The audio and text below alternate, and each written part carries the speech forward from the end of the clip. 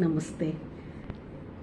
कभी कभी हम अपने ज़िंदगी के सफ़र में इतने बिज़ी होते हैं कि भूल ही जाते हैं कि हम खुद अपने लिए क्या करना चाहते हैं, क्या बनना चाहते थे, क्या कर रहे हैं।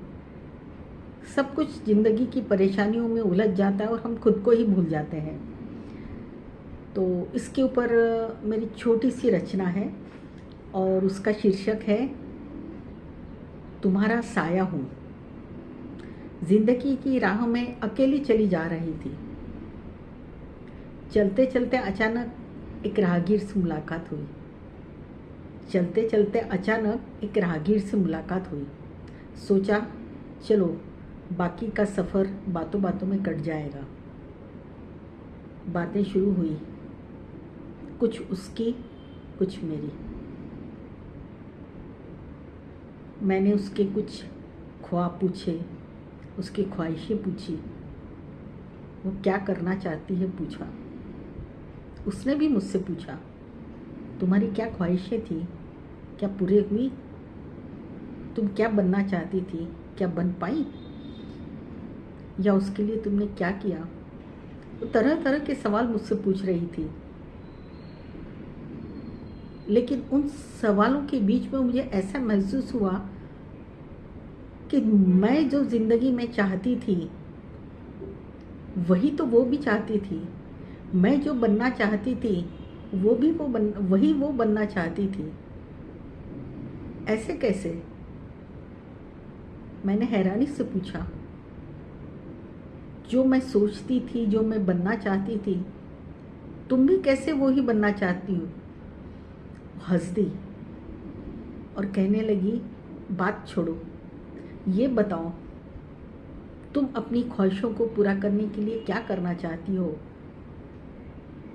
मैंने हंसकर बात टाल दी तो कहने लगी ज़िंदगी एक बार ही मिलती है, वक्त बार बार नहीं आता।